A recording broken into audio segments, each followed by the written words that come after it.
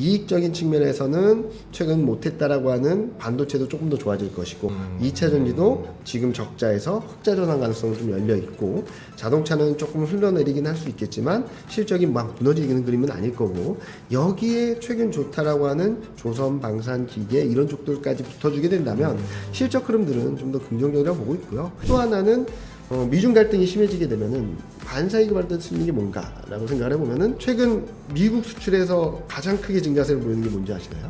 4월에도 5월에도 2차 전지입니다. 또 하나는 지금 중국을 견제하기 위해서 생물보안법도 얘기를 하고 있고 제약바이오 그리고 반도체 같은 경우도 중국에 대한 반도체 규제를 하면서 반사이익을 받을 수도 있고 또 하나는 조선도 한 그런 일환이고 그리고 태양광, 신재생 에너지 이런 쪽들도 마찬가지죠.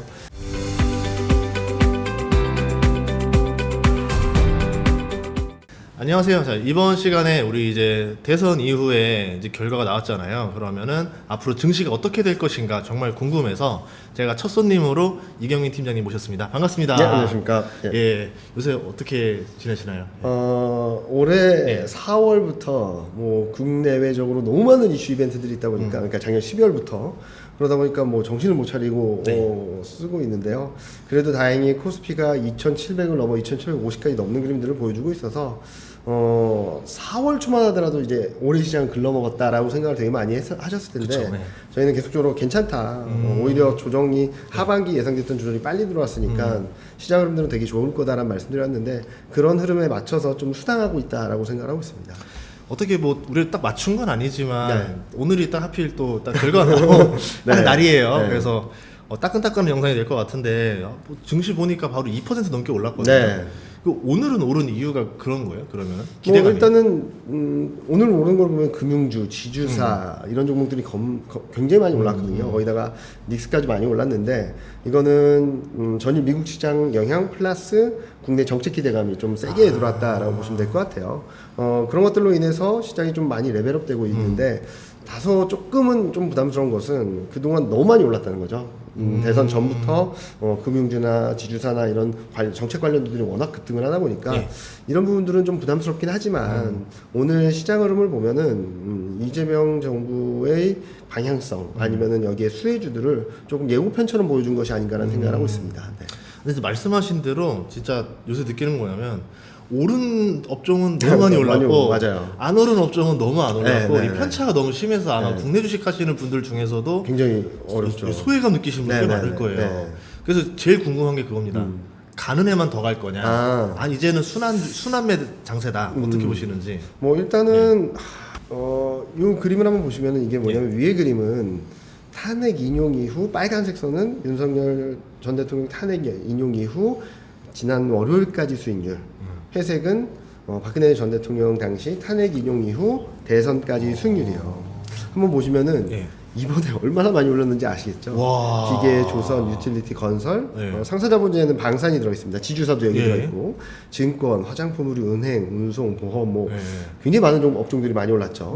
반면에 2차 전지, 철강, 화학, 자동차, 제약바이오, 인터넷, 반도체, 그러니까 수출 관련된 종목들은 좀 부진했었고 내수 그리고 수주 관련된 종목들은 굉장히 세게 움직였는데 이런 흐름들이 하나의 예고편이라고 볼 수 있겠지만 여기서 바로 올라갈 것인가라는 그림에 있어서는 요 밑에 그림 한번 보시면은 요거는 뭐냐면 2017년 당시 조기 대선 이후 그러니까 조기 대선까지 수익률 그리고 대선 이후 1개월, 2개월, 3개월인데 이때 한번 보시면은 가장 강했던 업종들은 좀 쉬는 듯한 모습들을 보여줬거든요.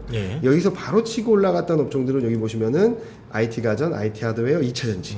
이때는 신재생 에너지라는 글로벌 트렌드랑 맞물리고 그리고 4차 산업혁명이라는 트렌드랑 맞물리면서 IT와 2차 전지가 굉장히 세게 움직였고 나머지는 좀 한두 달 정도 쉬는 듯한 모습들을 보여줬어요.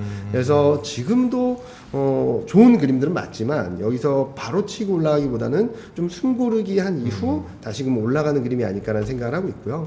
요거는 추이를 볼 수 있는 그림인데요. 요 추이를 한번 보시면은 여기 한번 보시면은 선거일 다음 날부터 흐름인데 여기 보시면은 반도체 IT가 전 IT가 왔고요. 아까 좋다라고 했던 업종들도 여기 보시면은 며칠 동안은 몇 달 동안은 한 달 정도는 이렇게 좀 쉬는 듯한 모습들을 보여줬거든요. 이때도 보시면은 코스피도 좀 쉬긴 했지만 이때도 업종별로 좀 등락은 있었고, 그러니까 지금 다이렉트로 치고 올라가기보다는 많이 올라온 업종들은 좀 쉬는 듯한 흐름들을 보여줄 수 있어서 지금 상황에서 추격 매수하냐, 그러니까 갖고 계신 분들은 그냥 들고 가시면 돼요. 전혀 상관없습니다. 근데 만약에 지금 신규 투자하고 싶다라고 하시는 분들은 조금 기다리시면은 지금 가격보다는 조금 낮은 가격에서 살 수 있겠다라는 말씀을 드리고 있어요. 그래서 조선기계, 방산 얘네는 트로이카처럼 움직이고 있고 거기에 건설, 지주, 금융 뭐 이런 업종들이 움직이는데 이런 업종들도 매수하고 싶으신 분들은 조금 한 달 정도 기다렸다 사시면은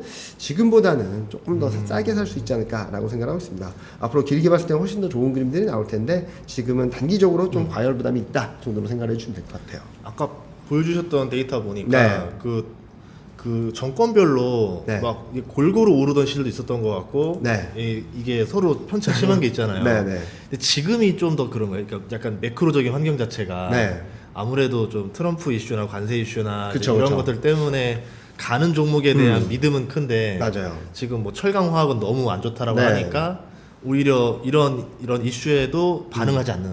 그러니까 지금 보면은 관세도 있고 글로벌 경기 불안도 있고 여러 가지 불안 요인들이 많다 보니까 여기 보시는 바와 같이 뭐 많이 떨어졌다라고는 하지만 여전히 수출 관련된 종목들은 계속적으로 부진한 흐름들을 보여주고 있고 거기다 최근에는 채권 금리가 반등을 하면서 인터넷이나 제약바이오 같은 업종들도 좀 쉬고 있고 반면에 큰 업종들이 좀 쉬다 보니까 이천유도 크고 제약바이오도 크고 다 크잖아요. 큰 업종들이 쉬다 보니까 움직여야 될 유동성들이 요쪽 확실한 모멘텀이 있는 쪽으로 좀 집중되는 것이 아닌가. 그러면서 큰 업종들이 쉬면서 코스피는 탄력적이지 않는다고 생각할 수 있는데 오히려 기계, 조선, 방산, 뭐 건설, 증권 이런 업종들이 움직이면서 좀 시장은 다소 극단적인 상황까지 가고 있는 것이 아닌가. 단기적으로는 그런 흐름들이 나오고 있어서 저는 이쪽도 한번 움직일 때가 됐다. 소외되었던 업종들도 한번 움직일 때가 됐다라고 보고 있어서 지금은 너무 급등한 종목들을 따라가지는 말자. 오히려 지금은 좀 많이 밀린 애들 중에서 조금 움직일 수 있는 업종들이 뭐가 있을까를 생각을 하고자 하는 말씀드리고 있어요. 여기서도 보시면 2017년 당시에도 소외주라고 했던 철강, 통신, 그리고 비철목재 이런 업종들이 이렇게 치고 올라갔거든요. 대선 이후에. 그러니까 소외주들이 움직일 수 있는 구간들이 좀 나올 수 있어서 화학까지도요. 그러니까 요 업종들까지도 움직였었던 측면에서 지금은 요쪽들을 조금 더 관심 있게 바라보시는 게 좋지 않을까 생각을 하고 있습니다. 오른 것보다는 좀 덜 오른 거 위주로 더 기회가 많이 나올 수 있다. 봐야 되고. 지금 많이 오른 업종들이 원래 그 섹터에서 좀 비중이 큰 업종들이에요? 아니죠. 아니죠. 아닌데 특히 방산 같은 경우는 엄청나게 올라왔죠. 지금 시가총액 탑10 안에 들어있는 종목들이 생길 정도로 많이 올라오게 됐는데 지금 덩치가 많이 커진 건 맞아요. 금융주도 그렇고 그렇다고 해서 반도체, 2차전지, 제약바이오, 인터넷 이거를 이길 만큼의 힘인가? 아직까지는 그렇지 못하다 보니까 많이 올라온 데 따른 쉬는 과정에서 이 소외주들 그러니까 덩치가 큰 업종들이 움직이게 된다면 코스피가 뭐 급락하거나 그러진 않겠지만 업종별 순환매 안에서 시장은 좀 쿨다운되는 단기적으로 한 달 정도는 쿨다운되는 흐름들이 나올 수 있어서 저는 그때를 좀 매수 기회를 삼자라는 말씀드리는 것이지 지금 코스피가 2,760 넘고 하는데 따라가세요라고 하기에는 전 멀리 갈 수 있다고 생각하는데 그러기에는 좀 단기적으로는 좀 과열 양상이 좀 짙다라고 생각해 주시면 될 것 같습니다. 근데 그래도 최근 뭐 보면 기세가 좀 좋거든요. 엄청 좋죠. 오늘만 해도 2% 넘게 오르고 봤을 때는 이제 2,800 얼마 안 남은 상태가 되니까 이러면 3,000 돌파 이 기세 이어지면 3,000 돌파도 가능하다 보세요? 저희는 작년 11월 달에도 하반기 올해 25년 전망을 하면서 코스피 타깃은 3,000이다 말씀드렸을 때도 말씀드렸고 그리고 저희가 2024년 11월 달에 25년을 전망하면서 타깃을 3,000으로 제시드렸거든요. 근데 그때랑 지금 다른 것은 그때는 저희는 상고 하저로 봤어요.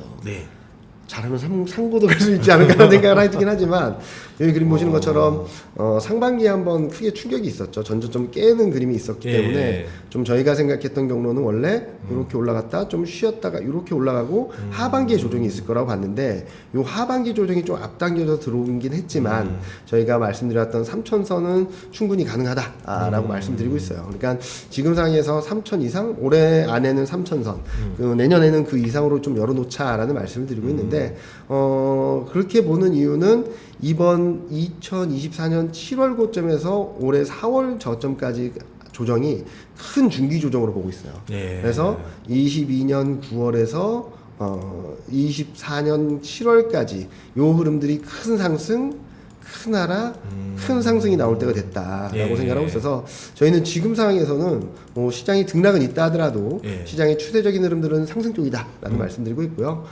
기본적으로 갈 수 있는 레벨은 지난번 상승했던 것만큼만 간다고 하더라도 최소 목표치는 저희는 3,050선 정도까지 보고 있고요. 올해 안에. 그리고 더 올라간다면 내년에는 그 이상으로 좀 열어놓을 수 있다라고 생각하고 있어요.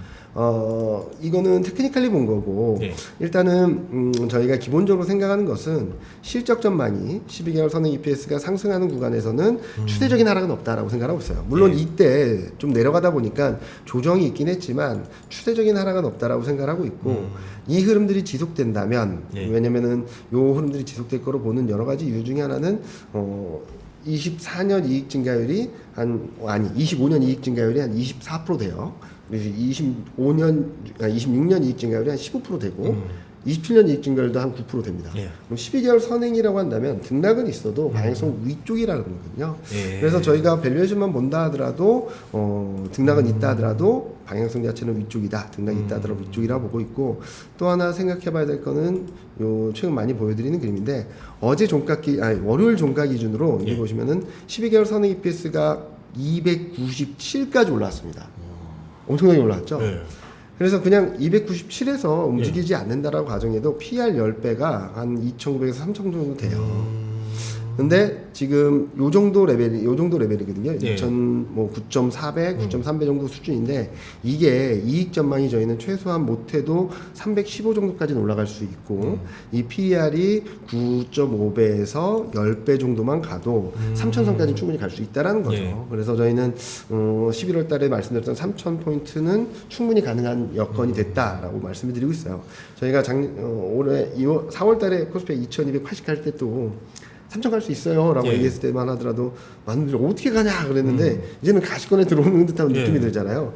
2280에서 2760이면 얼마지? 480포인트가 올라온 거잖아요. 그렇죠.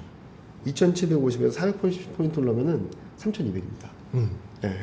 충분히 가시권에 들어왔기 때문에 지금은 충분히 3천 이상을 열어놓을 수 있는 그림이다. 물론 단기적으로 뜨거웠던 것을 좀 식히면서 피로도를 좀 톤다운 시키면서 움직이긴 하겠지만 올해 내년 상반기까지 시장을 좀 더 위로 열어놓고 대응을 하셔도 크게 무리가 없다는 말씀 드리고 있습니다. 제가 농담 삼아 말하지만 22년 10월에 제가 이제 동해안 가서 미국을 향해서 입수를 했더니 그날부터 미국 증시가 나스닥 그 바닥에서 막 올라가더라고요. 그래서 사람들이 뭐라 해가지고 왜 미국을 향해서 입수를 하냐, 한국을 향해 입수해라 해가지고 동해 바다에 빠져서 한국으로 들어오면서 입수를 했어요. 그날이 이제 딱 그 1월 달이었는데 2,400 언제쯤이더라고요. 그래서 되게 기분이 좋습니다. 제가 느끼는 게 뭐냐면 EPS가 문제가 아니라 결국 코스피가 지금 PER 10배도 안 된다는 게 문제 아니에요, 그러면? 지금 미국이나 이런 데 보면은 10배가 안 된다는 거는 좀 어떻게 보면 너무 디스카운트 같은데 그쵸. 왜 10배가 안 되는 거예요? 일단 뭐 구조적인 여러 가지 문제들이 있죠. 일단은 자동차 그리고 뭐 인터넷, 제약바이오 이런 업종들이 전반적으로 특히 자동차는 워낙 밸류가 너무 싸져 있는 상황이고 그러니까 수출주라고 하고 시장에 많은 비중을 차지하고 있는 업종들의 종목들이 지금 관세 정책에 대한 불확실성 때문에 눌려 있고 그리고 교육 불확실성 때문에 눌려 있는 상황이라서 그런 부분들이 좀 있다고 보고 있고요. 그리고 지금은 뭐 고질적이라고도 볼 수 있겠죠. 아까 보여드렸던 그림에서 보면은 지금 2001년 이후 평균이 9.5배고요. 2010년 이후 평균이 10배가 안 됩니다. 세상에. 예. 이게 좀 뭐 하루 이틀 일은 아닌데 이번에 이재명 대통령이 되면서 자본 선진화법이라든지 상법 개정이라든지 이런 것들을 통해서 이런 구조적인 부분들을 좀 개혁하겠다라는 의지를 표명하고 있어서 저희는 이 밸류에이션 레벨이 지금 여기서 머물러기보다는 좀 올라갈 수 있다고 생각하고 있고요. 밸류에이션이 확장됐을 때는 몇 번 있었는데 그때마다 움직였던 밸류에이션이 확장됐던 경우는 첫 번째 유동성이 되게 풍부했었고요. 두 번째로는 경기가 좀 괜찮다라는 컨빅션이 좀 있었을 때죠. 네. 일단 유동성은 되게 좋아질 것 같아요. 왜냐면은 미국은 금리 인하를 주저하고 있지만 유럽 금리 인하 6번 연속했고 아마 7번 연속할 겁니다. 네. 6월 달에.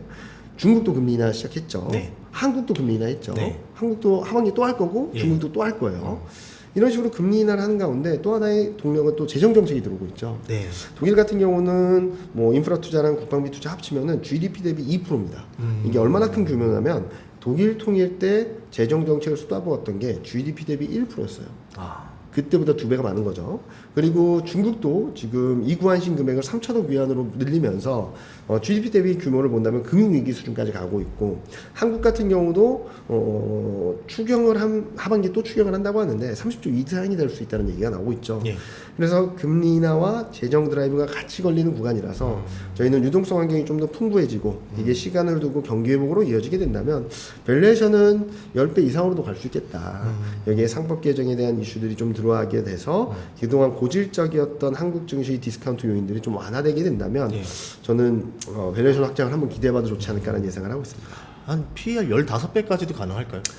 15배까지는 모르겠고 저희가 고점이 한 13배, 14배 정도 수준이라서 그걸 넘을 수는 모르겠지만 일단 상황에 따라서 11배, 12배 정도 충분히 갈 수 있다고 생각하거든요.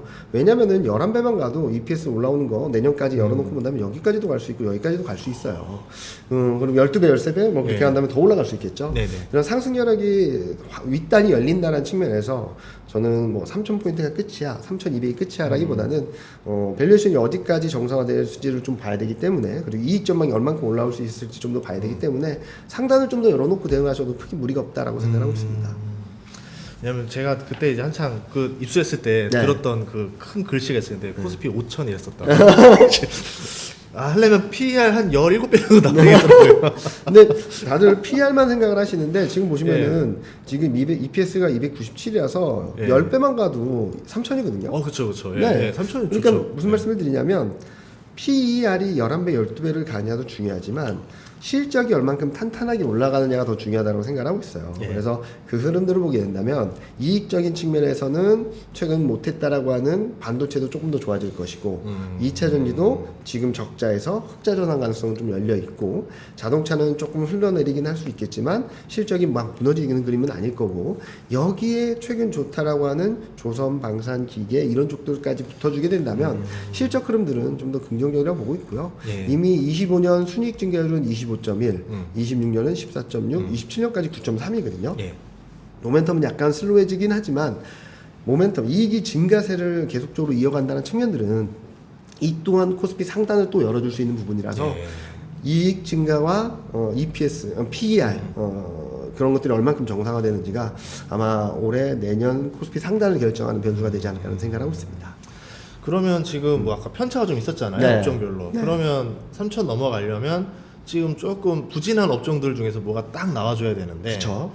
어떤 업종들이 제일 가능성이 높을까요?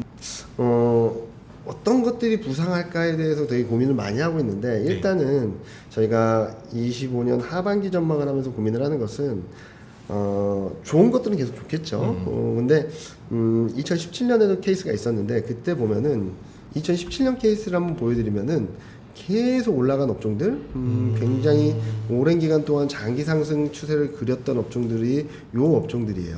요 업종들을 보면은 IT, 반도체, IT 하드웨어라서 글로벌 트렌드랑 맞물리는 겁니다. 4차 산업혁명. 그리고 이때 신재생에너지, 2차전지가 떴던 때였고, 그리고 신성장 산업, 4차 산업혁명이랑 맞물려서 이런 업종들이 계속적으로 강한 모습들을 보여줬어요.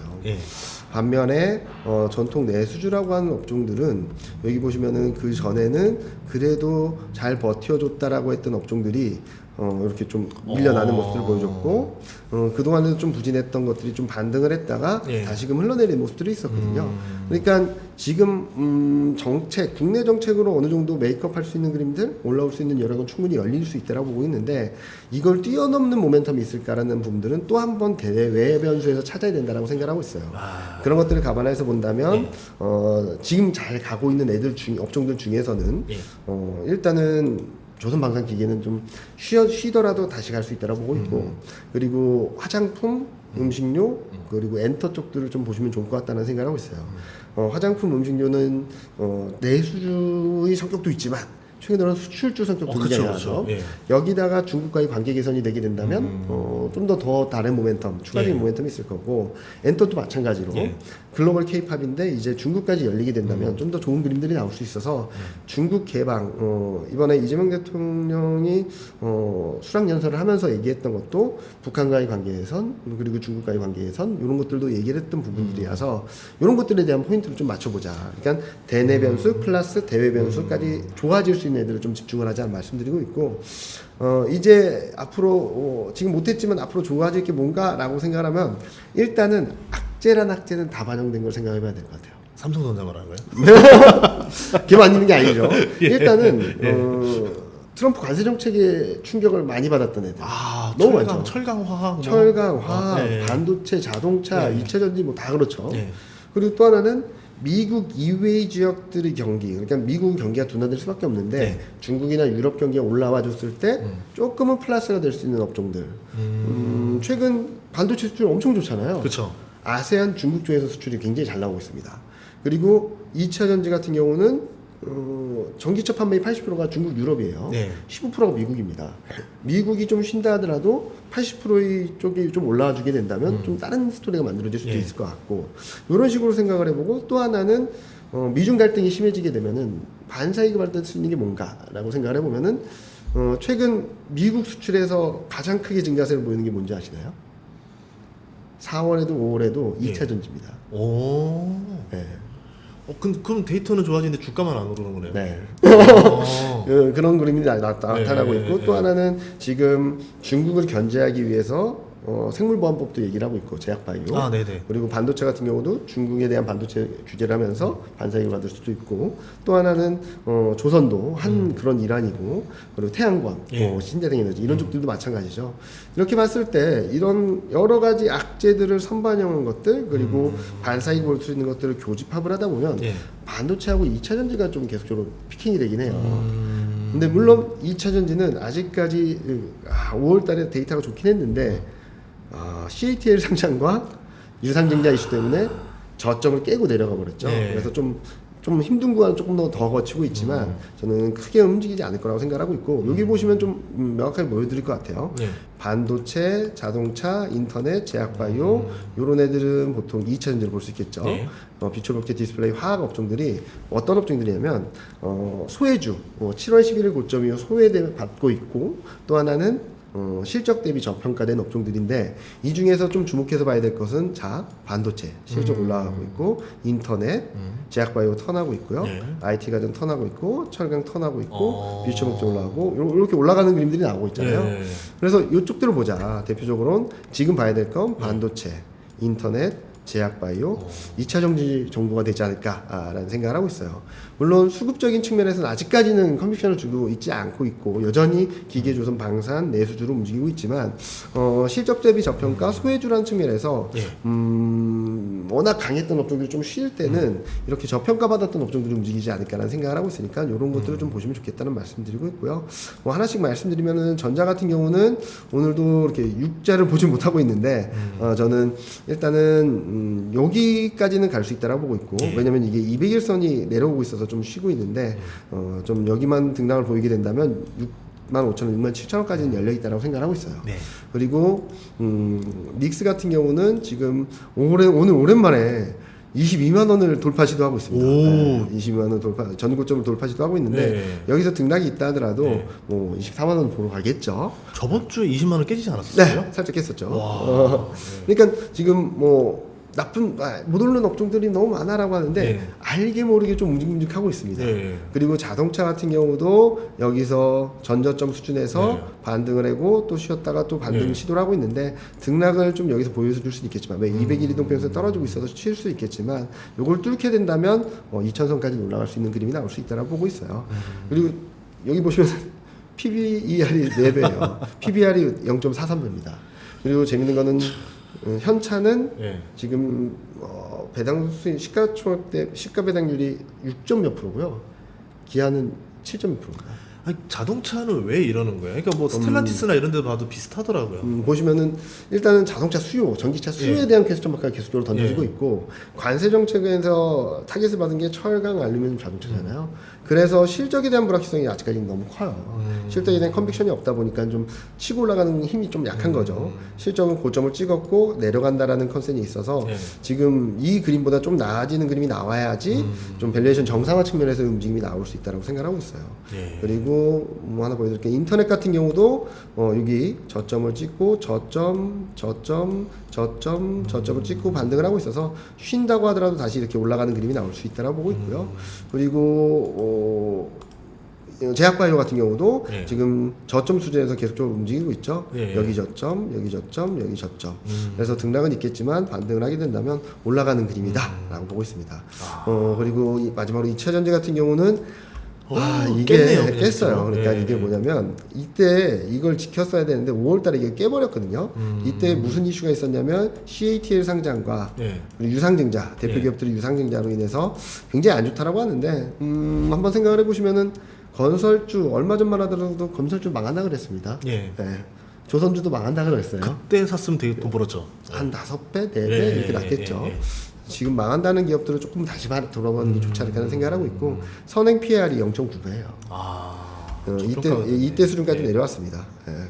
이게 어떻게 보면 유동성의 문제잖아요. 유상증자라든가 상장은 그 유동성을 빨아들여서 문제인 거지 기업의 이익과는 상관없는 거잖아요. 기업 이익도 그러니까 1분기 때 흑자 전환하지 않을까라는데 적자를 기록했었고 물론 올라온 거긴 하지만 계속 실적에 대한 컨빅션이 없다 보니까 이 PER은 올라가고 PBR은 떨어지는 그런 엇갈리는 흐름이 나타나고 있는데 2분기 실적이 확실하게 흑자 전환한다라는 컨빅션이 생기면 PER은 떨어지고 PBR은 다시금 올라오는 그림이 나올 수 있다고 보고 있고요. 아마 지금 여러 이동평균선들이 다 떨어지고 있어서 얘는 이렇게 등락은 보일 수 있어요. 그러니까 이게 어느 정도 자리를 잡으면 그때부터 올라갈 텐데 아마 6월 이후 7월 8월 되면서 지금 레벨보다 좀 올라올 수 있다고 보고 있고요. 그리고 또 하나 생각하셔야 될 건 공매도예요. 공매도 가장 많이 쌓인 업종 중에 하나가 2차전지거든요. 그러면 여기서 5에서 10% 정도가 올라가 주면은 쇼커버링이 들어올 수도 있는 부분이라서 한번 요 업종들 앞서 말씀드렸던 반도체, 자동차, 인터넷, 제약바이오, 2차전지를 한번 관심 있게 바라보시면은 지금 뜨거운 종목들에 들어가서 좀 기다리면 수익은 분명히 나겠지만 한두 달 정도는 좀 쉬어갈 수도 있거든요. 그래서 제가 지점 세미나를 다니거나 그러면은 요즘 조선방산기계 너무 좋죠 라고 하면 난 마이너스네 그러신 분도 계세요. 그러니까 따라 사시면은 좀 지금이 그런 것 같아요. 너무 올랐어. 그래서 나 지금이라도 잡아야 돼라고 따라 잡으면 좀 쉬고 그래도 플러스 난 듯 했다가 또 쉬고 이런 그림이라서 지금은 추격 매수는 조금 부담스러운 수준이 아닌가라는 말씀 많이 드리고 있습니다. 투자 스타일을 저는 이제 알 것 같아요. 보니까 잃지 않는 투자를 좀 더 생각하시고 그쵸. 저평가인 것들이 이제 올라가는 거를 투자하는 걸 더 선호하시는 스타일인 것 같아요. 그쵸. 그러니까 아까도 잠깐 말씀드렸듯이 건설이나 방산이나 조선이나 1년 전에 잡았다면 1년 반 전에 잡았다면 어땠을까를 생각해보자는 거죠. 그쵸. 그런 그림을 말씀을 드리는 거고 요 그림은 보시면은 몇 가지만 한번 개인분들도 좀 생각해보셔야 될 부분 중에 하나가 요게 조선이거든요. 조선해운 보시면은 고점에서 등락을 반복하고는 있지 등락 반복하면서 고점을 높여가고는 있지만 지금 MACD 오실레이터나 스토캐스틱 같은 지표들은 좀 내려가고 있어요. 이 말은 무슨 말이냐면 상승은 하고 있는데 상승 에너지가 조금씩 약해지고 있다는 시그널이라고 볼 수 있겠고요. 그리고 좀 최근 강했던 걸 다시 보여드리면 방산 어마어마하죠. 근데 잘 보시면은 많은 분들이 이때 상승을 기억하시는데 올라가긴 하더라도 상승이 조금 약해지고 있어요. 그리고 MACD 오실레이터가 고점은 높아졌지만 고점은 계속 낮아지고 있거든요. 이런 것들은 좀 조심하자. 그래서 방산 같은 경우는 제가 보기에는 여기서 요 정도 BP가 요 정도까지 쉬었다가 이렇게 다시 갈 수도 있어서 요때 매수 타임을 좀 잡자라는 말씀 많이 드리고 있고요. 그리고 최근 뜨겁던 게 뭐였죠? 기계도 예. 자 보시면은 이런 기회가 올 수 있어요. 보시면은 너무 좋다 했다가 엄청 올랐다가 다 되돌렸다가 이거 다시 올라간 거거든요.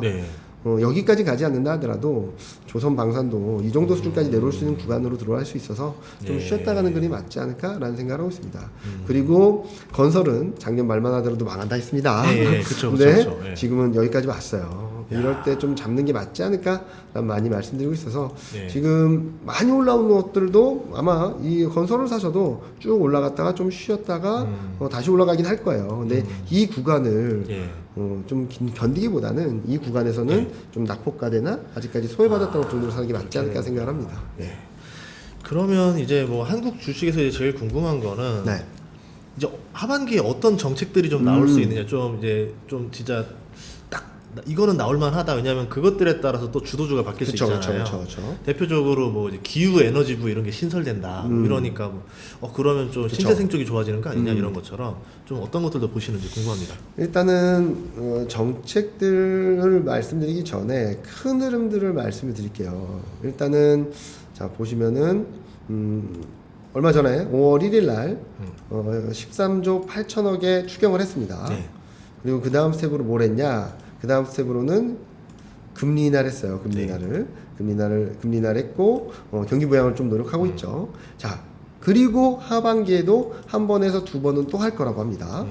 이와 더불어서 재정 정책은 지금 지난번 어디였죠? 지난번 더불어민주당이 제시했던 추경이 35조예요.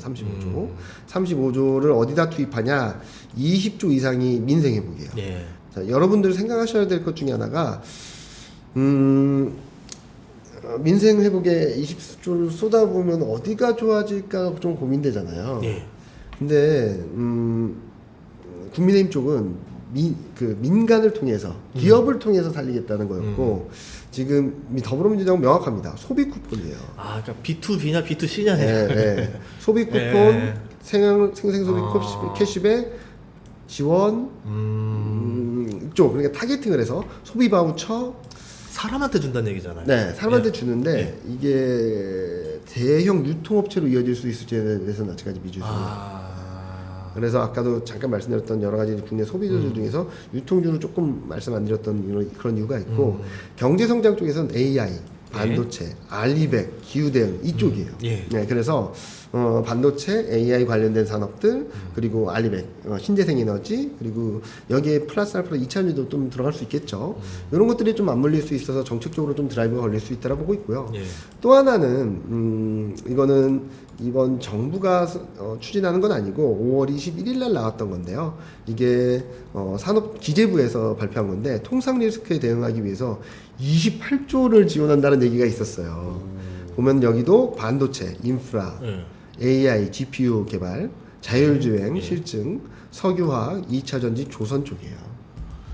좋은 거 다 나왔네. 네, 다 나왔죠. 근데 여기 보시면은 아까 이재명 정부의 정책과 맞물리는 걸 보면 반도체, AI, 2차전지 요 정도가 되지 않을까라는 생각을 하고 있어요. 그래서 이런 쪽들과 맞물려서 생각을 해본다면 앞서 말씀드렸던 반도체, 2차전지, 제약바이오, 방산 뭐 이런 쪽들을 제약바이오, 인터넷 이런 쪽들을 한번 보시면 좋지 않을까라는 말씀 많이 드리고 있습니다. 이런 기업들이 어떻게 보면은 업종에서 그 시가총액 덩치가 큰 기업들이잖아요. 그러니까 이제 코스피 전체를 끌어올릴 수 있는 요소겠네요.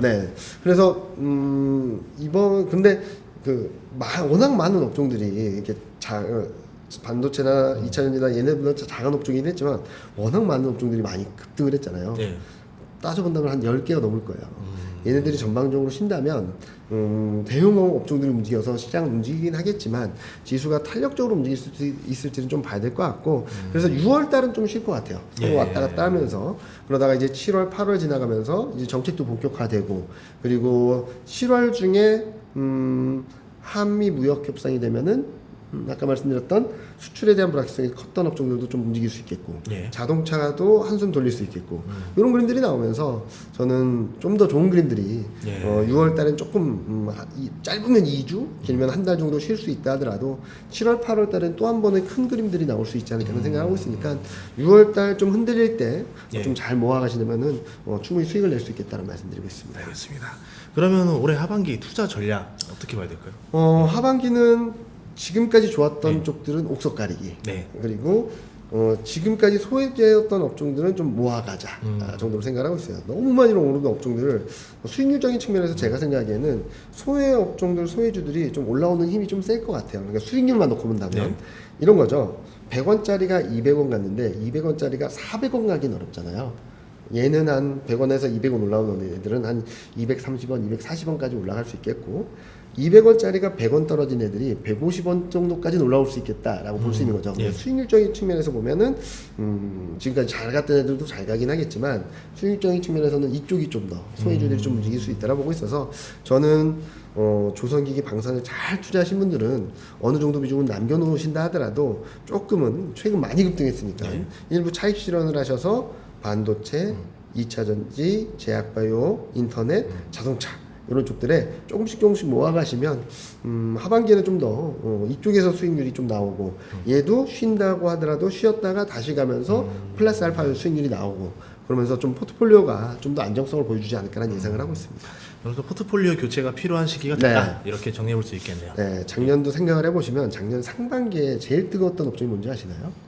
자동차, 은행 엄청 올랐잖아요. 금융 자동차 반도체였어요. 근데 하반기 어땠는지 기억나시나요? 별로 얘기 안 나는데. 그러니까 지금 너무 뜨거운 업종들은 여러분들이 많이 갖고 있다는 거예요. 자, 그럼 누가 더 살까? 라는 고민을 할 수 있겠죠. 그래서 그런 것들을 고민해서 본다면 지금은 비어있는 쪽, 사람들이 관심 없는 쪽을 좀 사 모으시면 아마 수익률적인 측면에선 이쪽이 더 하반기엔 플러스 수익이 될 수 있다고 생각하고 있습니다. 알겠습니다. 오늘 소중한 말씀 감사합니다. 여러분도 이제 대선 이후의 증시 많이 궁금할 텐데 이렇게 또 속 시원하게 해주셔서 너무 감사했습니다. 고맙습니다. 네, 감사합니다.